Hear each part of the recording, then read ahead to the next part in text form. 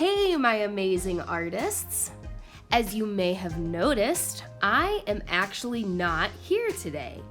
And I'm going to be gone one more art class after this too. So today we are going to have a substitute art teacher. Isn't that exciting? Your substitute came all the way over to our school to help you have fun in art class today. Please be thankful to this substitute teacher and make sure you are kind and loving and respectful to them, because after all, like I said, they came all this way to help you do some really cool art today. So show them respect, and I would love to hear some great reports from the substitute. Okay, enough chit chat, let's get this party started. Today with your awesome substitute teacher, we're gonna learn about an artist called Kelsey Montague. Here she is right here looking so artistic, huh?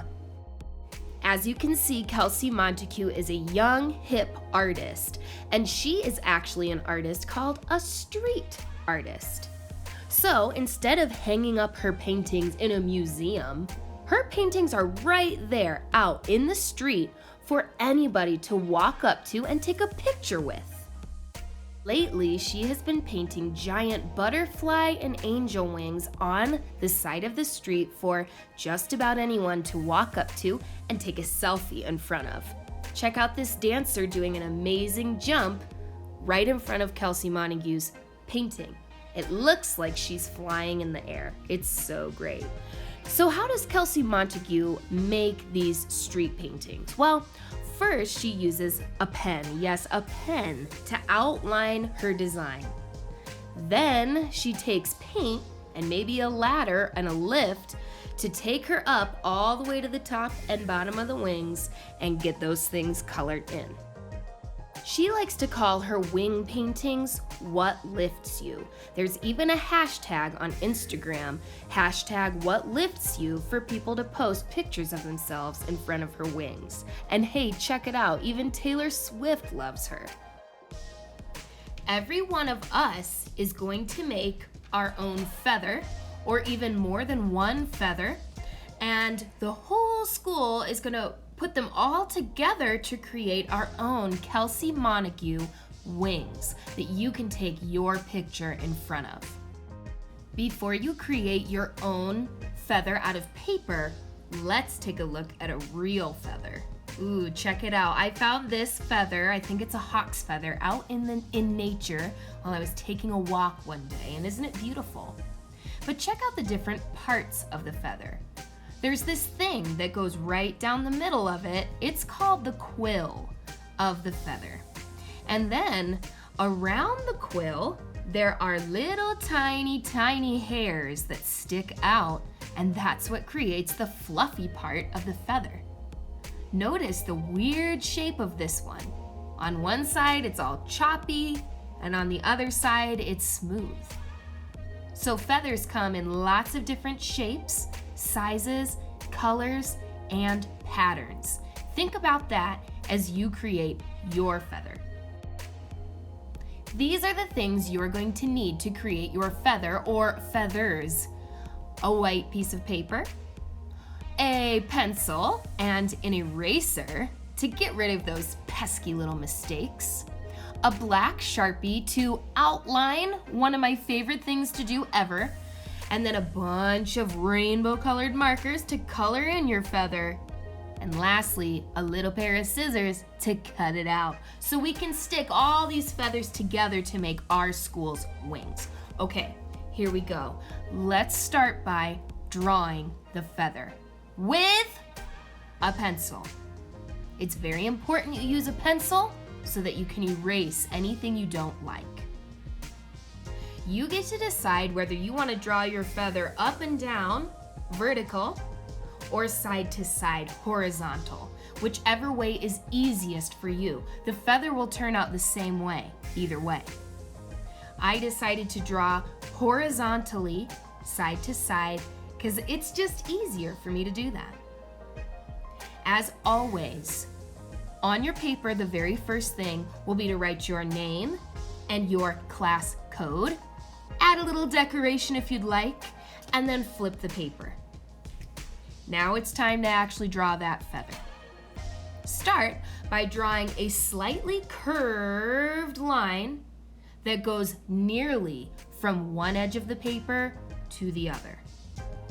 You want a nice big feather to take up a lot of space on our mural for our school, so make the line long. Then draw a little tail hanging off the end of that line. That's how we're going to make the quill shape. At the very bottom of that little tail, you are going to draw another curved line that arches over to the other end. This part might be tricky. You might need to erase and try again, but try your best to make the quill of the feather go from thick to thin, just like a real feather, see? After your quill is drawn, you get to choose the shape of the fluffy part of your feather. Just make sure to leave a little stem hanging off. That's where I'm going to put the glue to attach all the feathers together, so leave a little space at the bottom and draw a line that goes across the page on the top and then the bottom of your quill. Remember, if you make a mistake, it's okay. Hold the paper down, erase the mistake, and fix her up. Remember, your feather is your feather. You get to decide the shape. You get to decide the lines you use to create the fluffy part of the feather. And then, when that's done, you really get some freedom. After your feather shape is all drawn in, you get to use lines and shapes and patterns, polka dots, stripes, blobs, whatever, to decorate that feather of yours, still with a pencil. After you're done with your entire drawing, it is time to outline all of your designs with a black Sharpie. Hold down the paper with one hand and carefully redraw your entire feather. This is gonna make it pop out really nicely, and it's basically gonna make a little coloring book for you to fill in. But I'm not gonna sit here and make you watch me do this slowly, so I'm gonna use a little bit of magic with my fingers and I'm gonna speed things up. All done outlining. Now it is time to color!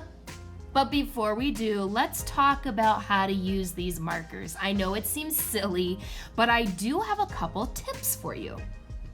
First of all, speaking of tips, let's talk about the tip of this marker here. As you can see, it's pretty pointy. So if I keep the marker on the paper on its tiptoe, it makes a thin line. If I lay the marker on its side, like it's taking a little nap and I draw, it makes a bigger line. Do you see that? So use the tip or the side of the marker gently to color in either small areas with the tip or larger areas with the side of the marker. When you're done using each marker, please do not leave it like this.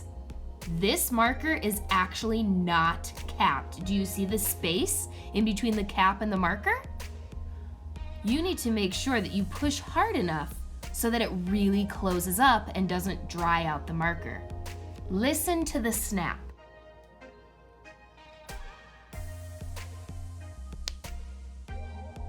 Did you hear that? The little snap there?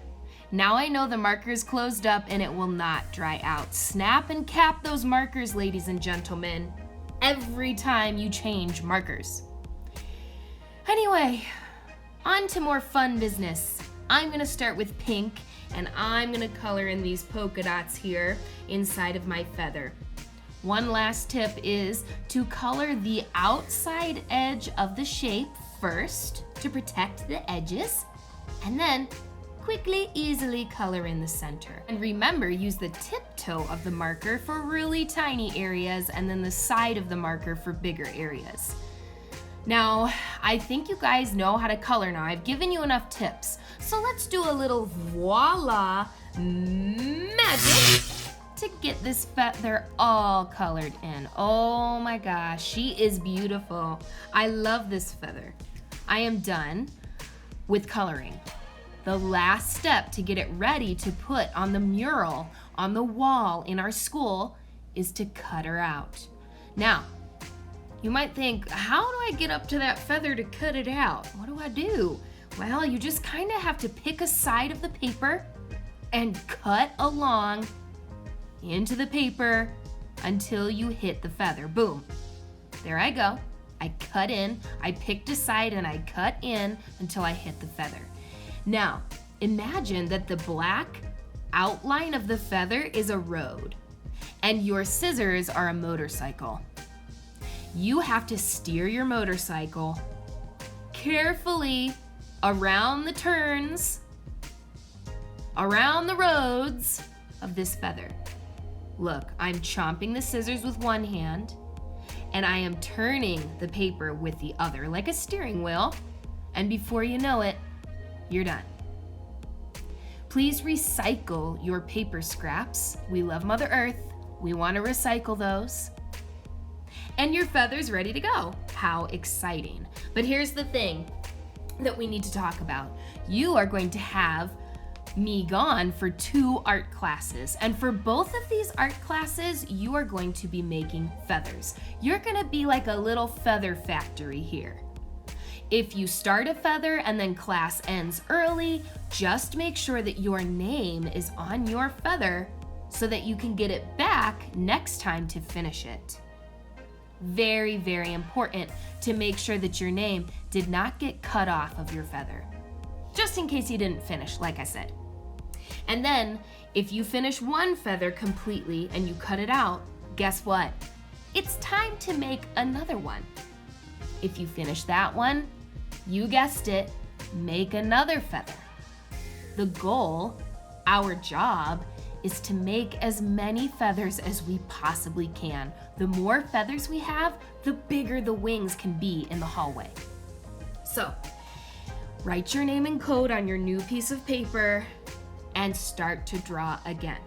But I'm gonna bibbidi-bobbidi-boo this to make it go a little faster this time. Let's just talk about the steps. Draw the quill of the feather, the middle of the feather. Draw the outside shape of the feather. Add your designs and shapes and lines inside. Outline the entire thing to make it pop. And then carefully color in all your beautiful shapes. Finally, of course, we need to cut it out and double check that our name is safe on the back.